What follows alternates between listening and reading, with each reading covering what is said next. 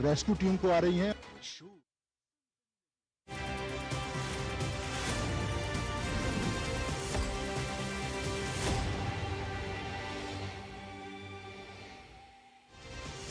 नमस्कार, स्वागत है आप सभी का डीडी न्यूज के इस खास बुलेटिन एक्सप्रेस 100 में, जहां हम आपके लिए लेकर आते हैं राजनीति, मनोरंजन, देश दुनिया, खेल और व्यापार जगत की सभी बड़ी खबरों को एक्सप्रेस यानी फटाफट अंदाज में। मैं हूं रेशमा, तो देखिए खबरें तेज रफ्तार से। केंद्रीय गृह मंत्री अमित शाह के उत्तराखंड दौरे का आज दूसरा दिन। आज वे हरिद्वार में Patanjali emergency and critical care hospital का उद्घाटन किया। अमित शाह बैरागी द्वीप पर परम वंदनीय माता भगवती देवी शर्मा जी के जन्म शताब्दी एवं अखंड दीप शताब्दी वर्ष पर गायत्री परिवार द्वारा आयोजित शताब्दी वर्ष समारोह 2026 में शामिल हो रहे हैं। अमित शाह ने शांति कुंज स्थित गायत्री तीर्थ पर अखंड ज्योति के दर्शन भी किए। अमेरिका के राष्ट्रपति डोनाल्ड ट्रंप ने भारत के साथ ट्रेड डील के संकेत दिए हैं। उन्होंने कहा कि अमेरिका और भारत के बीच शानदार व्यापारिक समझौता होगा।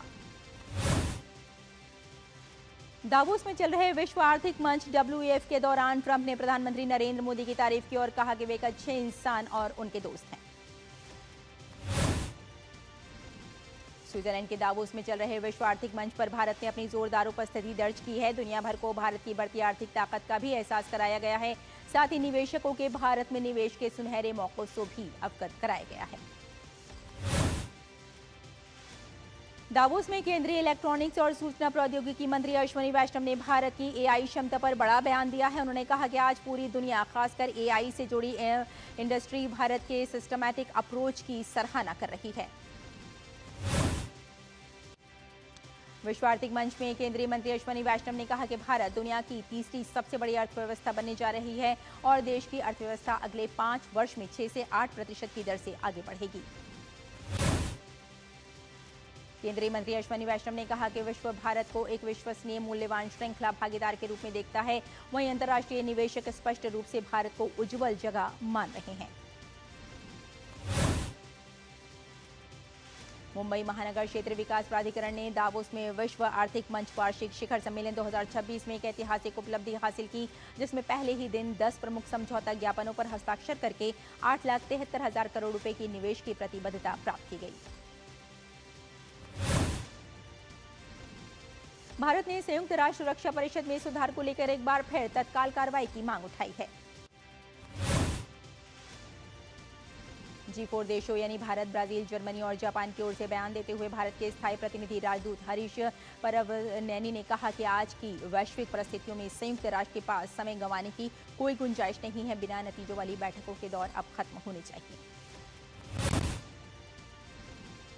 भारत और यूरोपीय संघ अगले सप्ताह एक महत्वपूर्ण सुरक्षा और रक्षा साझेदारी करने जा रहा है। यूरोपीय संघ की विदेश नीति प्रमुख काजा क्लास ने यूरोपीय यूनियन की संसद में ये जानकारी दी है। काजा क्लास ने कहा कि यूरोप भारत के साथ एक मजबूत नए एजेंडे पर काम करने के लिए तैयार है। इस सम्मेलन में भारत और यूरोपीय संघ के बीच एक मुक्त व्यापार समझौते की घोषणा की भी उम्मीद है। दिल्ली के लाल किला के पास हुए हमले के दोषी मोहम्मद आरिफ उर्फ अशफाक की क्यूरेटिव याचिका पर सुप्रीम कोर्ट ने दिल्ली पुलिस को नोटिस जारी किया। अमेरिका में भारत के राजदूत विनय मोहन क्वाता ने व्हाइट हाउस राष्ट्रीय मादक पदार्थ नियंत्रण नीति कार्यालय की निदेशक सारा क्वार्टर के साथ मादक पदार्थों की तस्करी पर हो रही बैठक को संबोधित किया। विनय क्वात्रा और सारा क्वार्टर के बीच तस्कर रोधी सहयोग पर भारत अमेरिका ड्रग पॉलिसी की फ्रेमवर्क पर विस्तार से चर्चा हुई। अवैध मादक पदार्थों की तस्करी और खतरों से निपटने के लिए दोनों देशों के आपसी प्रयासों में हुई प्रगति और निरंतर सहयोग की समीक्षा भी की गई। पश्चिम बंगाल में हो रहे SIR को लेकर चुनाव आयोग सतर्क है। बता दें कि सुप्रीम कोर्ट के निर्देशों के पालन में और आइए इस वक्त आपको सीधे लिए चलते हैं एक खास कार्यक्रम में, जिसमें अमित शाह माता का जयकारा लगाएंगे। भारत माता की। मंच पर उपस्थित आज के कार्यक्रम के उत्सव मूर्ति, दल नायक जन्म शताब्दी समारोह श्रीमान डॉक्टर चिन्मय पंड्या जी, हिमाचल प्रदेश के राज्यपाल महामहिम शिव प्रताप शुक्ला जी, मेरे परम मित्र और उत्तराखंड के मुख्यमंत्री श्रीमान पुष्कर सिंह धामी जी, भारतीय जनता पार्टी उत्तराखंड के प्रदेश अध्यक्ष श्रीमान महेंद्र भट्ट जी, भाजपा के वरिष्ठ नेता श्री मदन कौशिक जी, उत्तर प्रदेश के परिवहन मंत्री श्रीमान दयाशंकर सिंह जी, और आज इस पंडाल में और आभासी रूप से ऑनलाइन जुड़े हुए गायत्री परिवार के सभी भक्तजनों को मेरा प्रणाम, राम राम।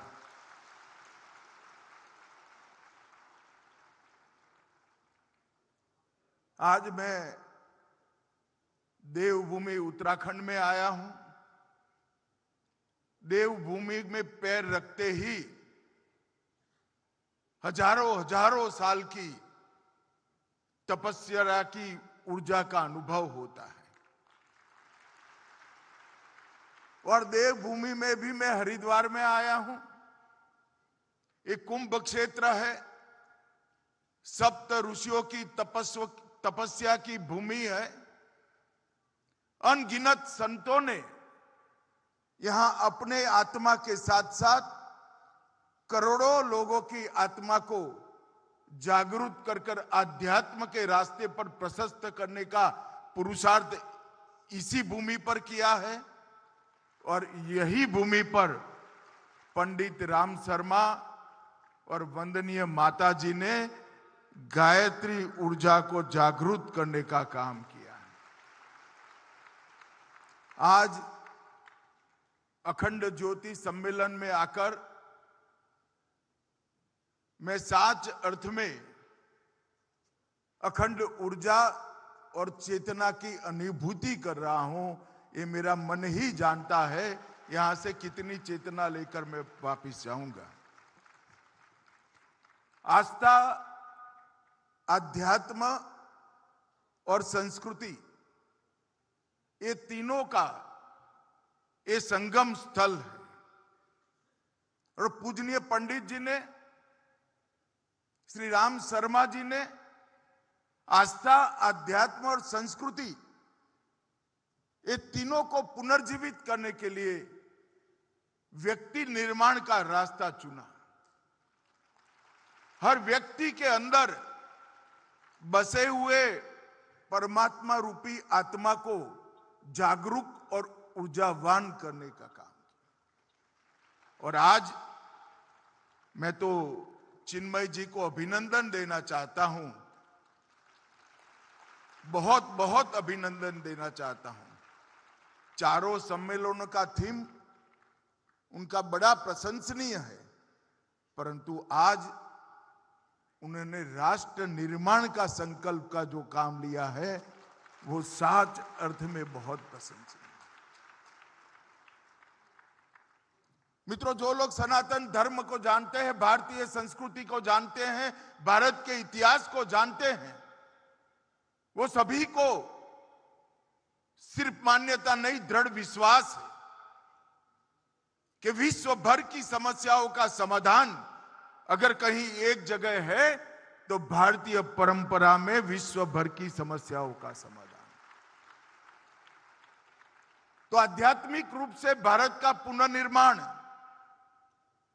वो सिर्फ भारत के लिए नहीं, समग्र विश्व के लिए कल्याणकारी होने वाला है। और कई सारे अर्थ-द्रष्टाओं ने, स्वामी विवेकानंद जी हो, महर्षि अरविंद हो या पूजनीय पंडित राम शर्मा जी हो, ये सब ने अपनी ओजस्वी वाणी में विश्वास व्यक्त किया है कि जब भारत अपने पूर्ण तेज के साथ जागरूक होगा, समग्र विश्व को, समग्र ब्रह्मांड को तेजोमय बनाएगा। और मुझे विश्वास है ऐसी मनीषियों की, ऐसे आर्ष दृष्टाओं की वाणी कभी विफल नहीं जाती है। उनके मुख से जो सत्य वचन निकले हैं, इसको हम सब ने ब्रह्मा के वचन मानकर ही आगे बढ़ना पड़ेगा और उस विश्वास के साथ आगे बढ़ना। और पंडित राम शर्मा ने भक्ति को मंदिर के गर्भगृह से निकालकर लोगों के मुंह तक, जिह्वा तक, आत्मा तक पहुंचाने का काम किया गायत्री मंत्र के माध्यम से। ये आज जो विशाल समागम दिख पड़ा है, सातों नगरों में भी आभासी स्वरूप से इसको गायत्री परिवार के सभी लोग देख रहे हैं और देश और विश्व भर में देख रहे हैं। इतना बड़ा भक्तों का समूह एक जीवन में सृजित करना, इससे बड़ा कोई काम नहीं हो। युग दृष्टा पंडित श्री राम शर्मा आचार्य और वंदनीय माता भगवती देवी, ये दोनों ने अनेक जीवनों का काम, अनेक युगों का काम अपने एक ही नश्वर देह के समय में कर कर दिखाया है। एक ऐसा वटवृक्ष बनाया जो वटवृक्ष की छांव में 100 से अधिक देशों में 15 करोड़ से ज्यादा अनुयायी आज अध्यात्म के मार्ग पर अपने आत्मा के कल्याण का मार्ग प्रशस्त कर रहे हैं। और आज ये अखंड ज्योति की सती मनाई जा रही है। आप कल्पना करिए, 1925-26 से लेकर 2026 तक एक ही मार्ग पर, एक ही ध्येय के साथ, एक ही लक्ष्य के साथ, न केवल एक व्यक्ति, न केवल एक विचार, करोड़ों लोगों को साथ में लेकर आगे बढ़ना, कितनी ऊर्जा होगी पंडित जी के जीवन में, उनके विचार में, उनके कर्मों में, कि उनके जाने के इतने वर्षों बाद भी अखंड ज्योति न केवल जलती रही, करोड़ों लोगों के दिल में आत्मा के दीपक के रूप में वो अखंड ज्योति ने स्थान दे दिया। ये 1925-26 का साल इस 7वें राष्ट्रीय पुनः जागरण का साल रहा। उसी वर्ष राष्ट्रीय स्वयंसेवक की संघ की स्थापना हुई और संघ भी आज जन्मशती मना रहा है। उसी वक्त भाई जी ने गीता प्रेस गोरखपुर की स्थापना की, वो भी आज जन्मशती मना रहा है। और अखंड ज्योति जो प्रज्वलित हुई और वंदनीय माता जी का भी जन्मशती का वर्ष है। एक प्रकार से ये सभी काम एक ही वर्ष में शुरू होने का मतलब है कि वो वर्ष को ईश्वर ने ही भारत के पुनः जागरण के लिए निर्मित किया होगा। मैं आज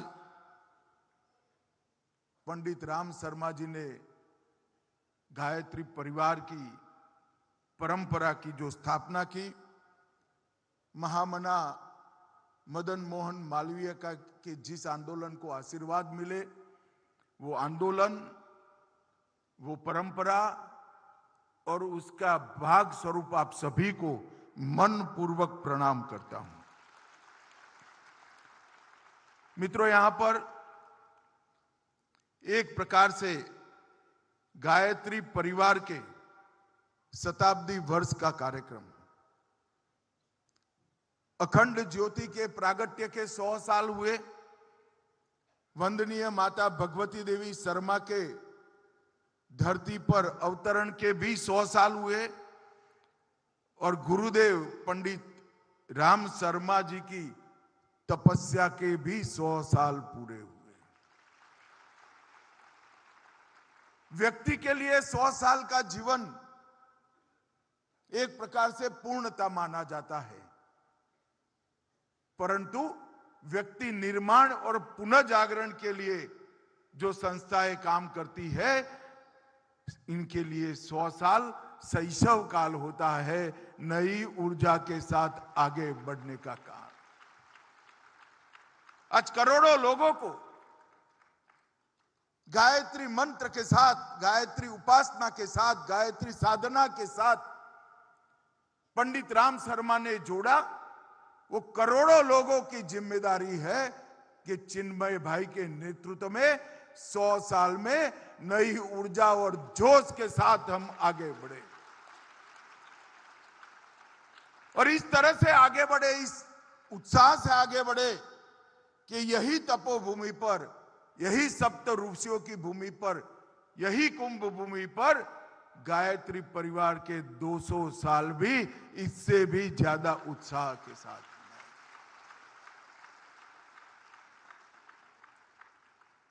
और आज जो राष्ट्र निर्माण का संकल्प का दिन तय किया है, मैं आपको बाद में बात करूंगा, परंतु राष्ट्र निर्माण का संकल्प ये आज कितना समयोचित है इसकी भी मैं बात करूंगा।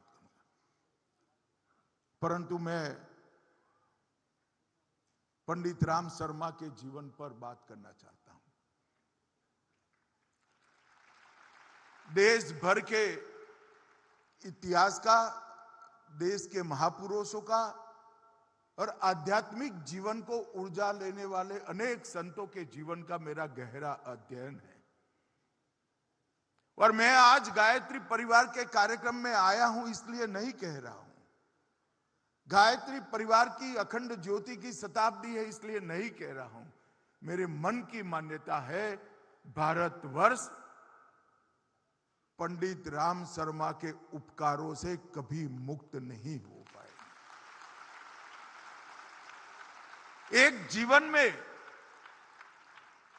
करोड़ों लोगों को व्यक्ति निर्माण के आंदोलन के साथ जोड़ना, भक्ति के साथ जोड़ना, आध्यात्म के रास्ते पर प्रशस्त करना और गायत्री मंत्र का एक प्रकार से पुनर्जीवन करने का काम। सनातन धर्म में कई कुरीतियां आ गई।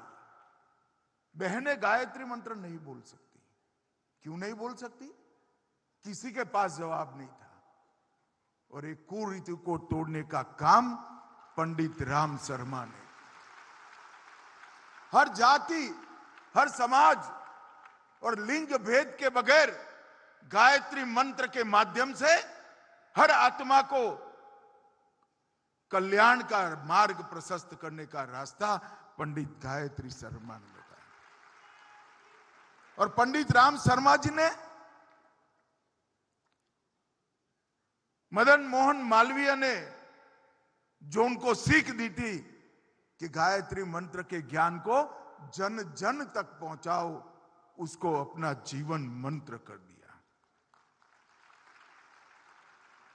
वसंत पंचमी के दिन ही अखंड ज्योति का प्रागट्य हुआ और फिर मथुरा की पुण्य भूमि से एक कुंभ क्षेत्र में गुरुदेव उसको लेकर आए और उन्होंने पूरा जीवन इसको समर्पित कर दिया। 1971 में इस पुण्य भूमि पर ज्योति का प्रागट्य हुआ, शांति कूच की स्थापना हुई और गुरुदेव ने जो रास्ता बताया, जो करोड़ों लोगों ने उस रास्ते पर चलना प्रशस्त किया। युग कोई धर्म नहीं बदल सकता, युग कोई धर्माचार्य भी नहीं बदल सकता, युग कोई फिलॉसफी नहीं बदल सकती। इन्होंने एक सूत्र दिया, बड़ा सरल सूत्र दिया। मैं मानता हूं उस सूत्र ने पूरे भारत को रास्ता दिखाया। उन्होंने कहा, हम बदलेंगे, युग बदलेगा। जब तक व्यक्ति नहीं बदलता है, राष्ट्र भी नहीं बदलता है, समय भी नहीं बदलता है, युग बदलने का तो सवाल ही नहीं है। हर व्यक्ति को अच्छा व्यक्ति बनना हर व्यक्ति को आध्यात्म के रास्ते पर जाना। अगर हर व्यक्ति आध्यात्म के रास्ते पर चल पड़ता है तो युग का परिवर्तन अपने आप हो जाता है।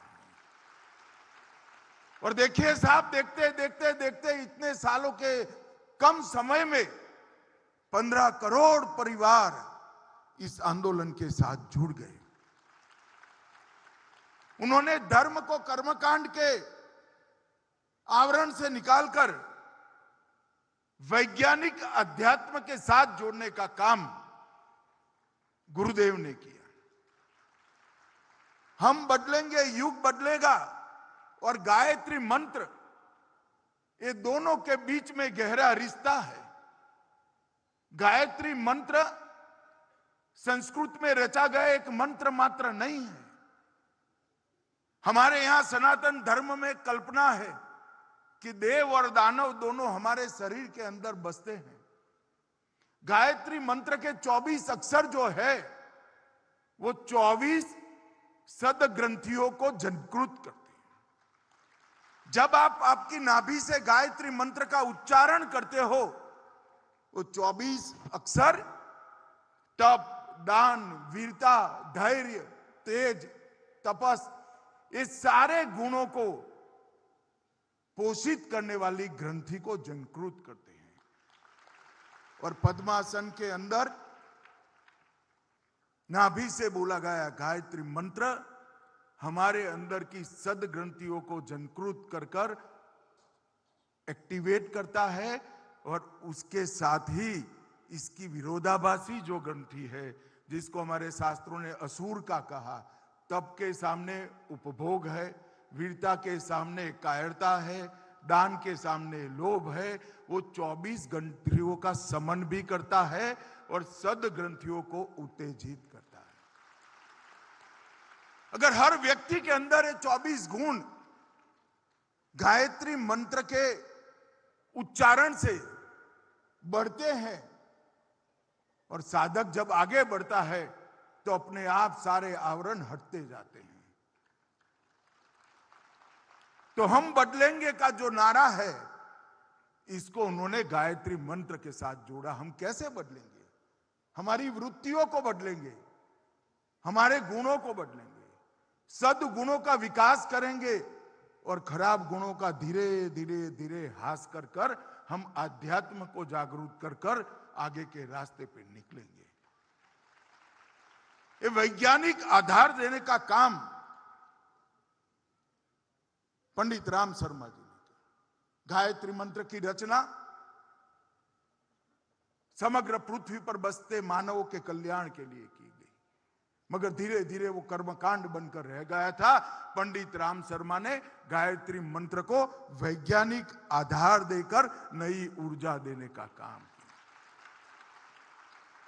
जो युवा मेरा भाषण सुन रहे हैं उनको मैं कहना चाहता हूं, मुझे भी मेरे गुरुजी ने जब गायत्री मंत्र का अर्थ समझाया और उसका उच्चारण करने की पद्धति समझाई, उसके बाद में मेरी सोच, मेरे व्यक्तित्व, मेरी बुद्धि और मेरे आत्मा की गति में बहुत बड़ा परिवर्तन आया। आप एक बार मन से प्रयोग कर कर देखिए, पंडित शर्मा के आशीर्वाद प्राप्त कर कर स्वार्थ छूटता जाएगा, परमार्थ बढ़ता जाएगा, कायरता निकलती जाएगी, हिंसा बगैर की वीरता अपना स्थान ले लेगी और बुद्धि सदमार्ग पर प्रवृत्त हो जाएगी। और ये अखंड ज्योति बिना किसी विज्ञापन के, बिना किसी बाहरी सहायता से 100 से अधिक भाषाओं में करोड़ों लोगों के पास पहुंचती है। ये पंडित राम शर्मा और वंदनीय माता जी की एक प्रकार से तपस्या का परिणाम है।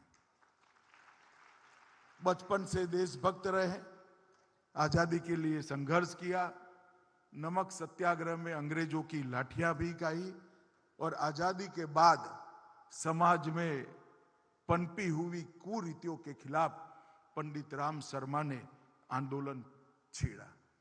जात पात की बेड़ियों को तोड़ी, समाज को बराबरी का रास्ता दिखाया और महिलाओं को गायत्री मंत्र की उपासना करने का अधिकार दिया। आज यहां पहला दिन था, उस वक्त चिन्मय जी ने आदिवासी भाइयों को यहां बुलाया था। इससे बड़ा काम चिन्मय जी कोई नहीं। आपने बहुत अच्छा किया और एक प्रकार से पंडित राम शर्मा के रास्तों को आप आगे ले जाने का काम। कई सारे कुरीतियां उन्होंने, दहेज हटाएंगे ऐसा नहीं कहा, मेरी बात ध्यान से सुनिएगा, दहेज नहीं लेंगे नहीं कहा, उन्होंने नेगेटिविटी नहीं करी, दहेज मुक्त विवाह को हम अपनाएंगे ऐसा कहा। रचनात्मक दृष्टि से दूषणों को बाहर किया, व्यसन से मुक्ति प्राप्त करने का अभियान चलाया, गंगा सफाई का अभियान चलाया और वृक्षारोपण भी।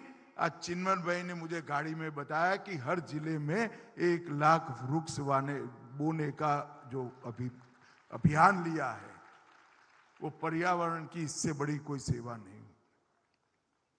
और ये जो उन्होंने सूत्र दिया, अपने आप को सुधारना संसार की सबसे बड़ी सेवा है, वो सूत्र कई सारे लोगों के जीवन में प्रकाश को भरा है। देश पर जब संकट आता है, चाहे गायत्री परिवार का कोई भी व्यक्ति हो, बाढ़ हो, भूकंप हो या महामारी हो, सेवा करने वाली संस्थाओं की सूची दिखते हैं तो गायत्री परिवार उसमें हमेशा आगे रहता है। मुट्ठी भर अन्न और समयदान, वो देश भर के समाज के उत्थान के लिए काम करने वाला जो संगठन है, उनके लिए अनुकरणीय सूत्र बन गए। मुट्ठी अन्न का संकल्प उसने संस्थाओं को किसी धनपति या किसी धन्ना सेठों के से मुक्त कर दिया। और समयदान, इसने कोई प्रचार के बगैर मूक सेवा कर कर विचार को घर घर पहुंचाने वाले कार्यकर्ताओं की फौज खड़ी कर।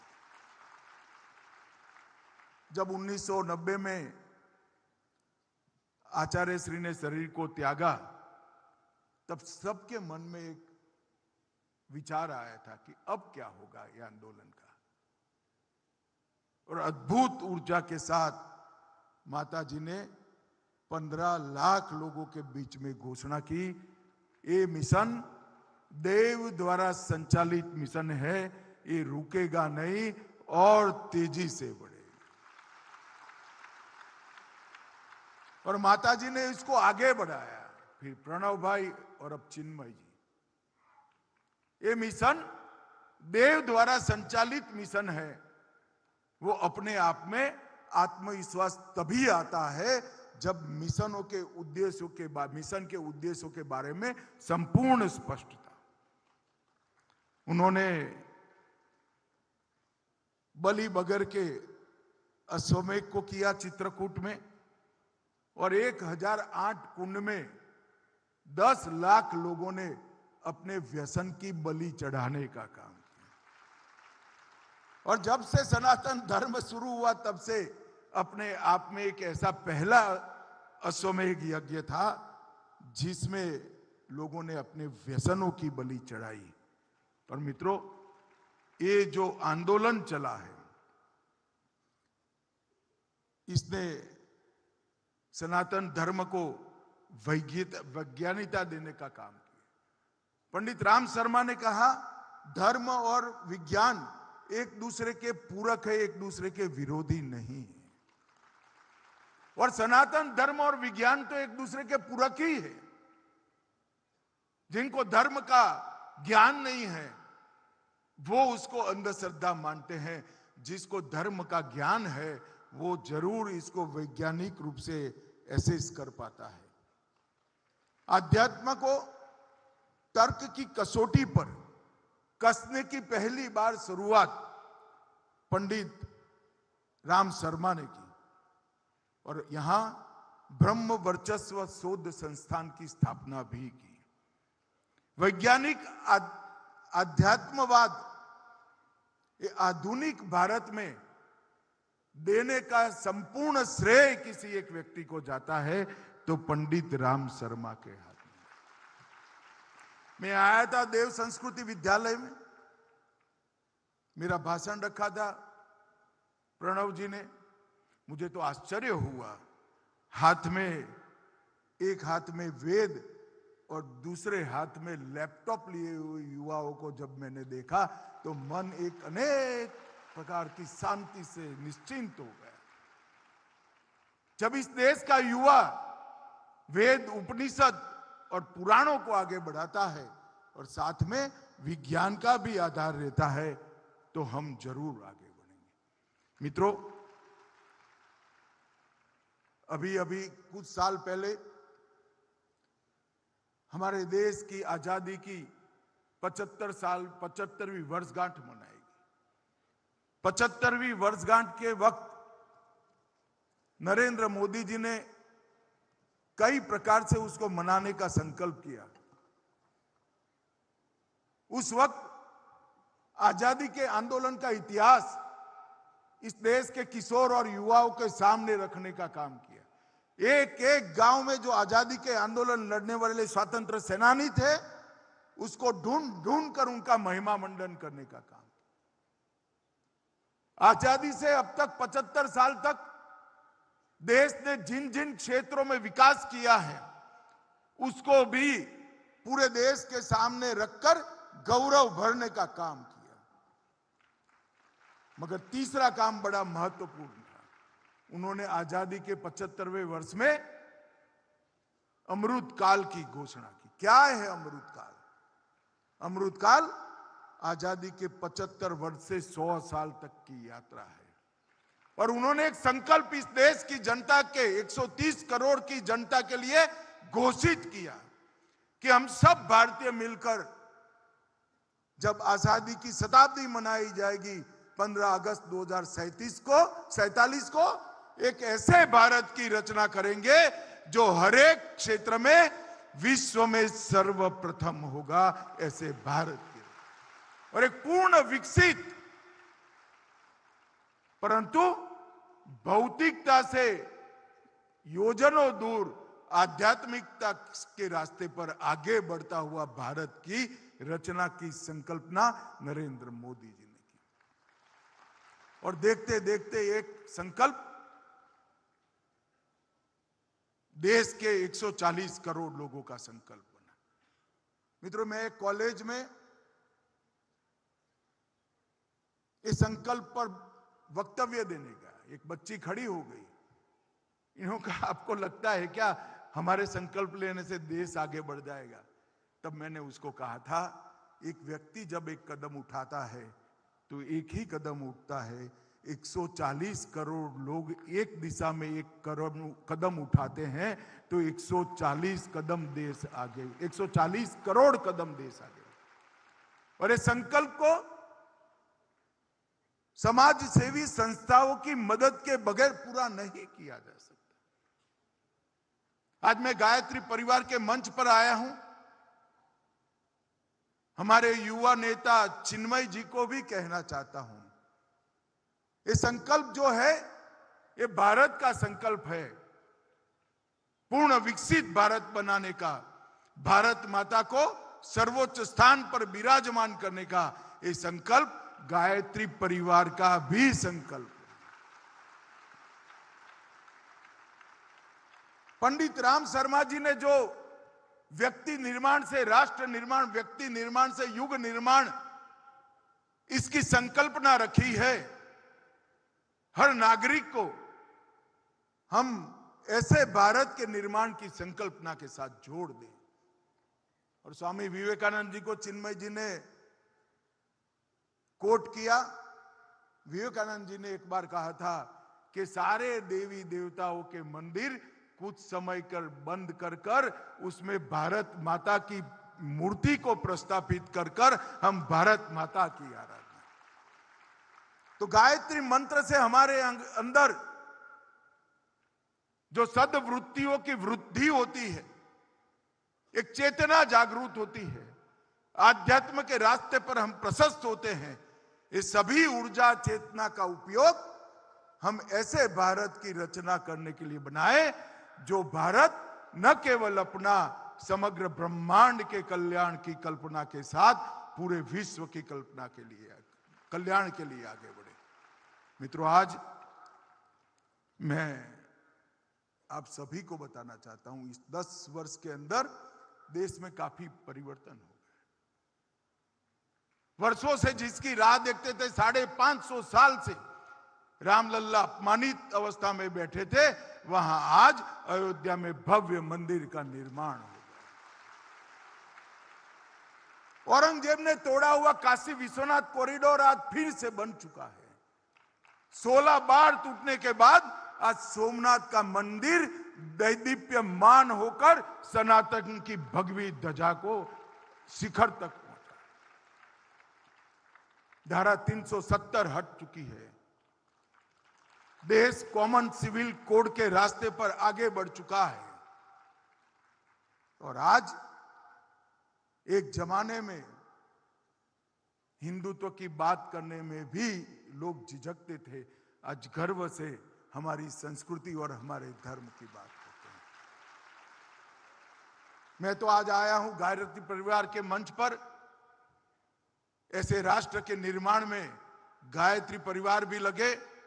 व्यक्ति निर्माण से समाज निर्माण और व्यक्ति के परिवर्तन से युग परिवर्तन का जो नारा पंडित राम शर्मा ने दिया, वो 130 करोड़ भारतीयों का नारा बने और हम सर्वोच्च स्थान पर बैठी हुई भारत माता को अपने जीवन काल में देख पाए।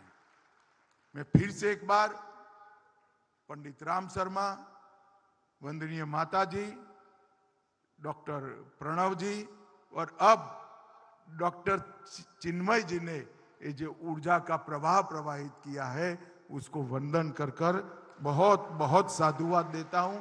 और फिर से एक बार मैं आप सभी से विनती करूंगा कि दोनों हाथ उठाकर एक बार भारत माता का जयकारा लगाए। मेरे साथ बोलिए प्रचंड आवाज से, भारत माता की, भारत माता की, वंदे वंदे। बहुत बहुत धन्यवाद। और मैं देर से आया हूं, इसलिए आप सभी की क्षमापना।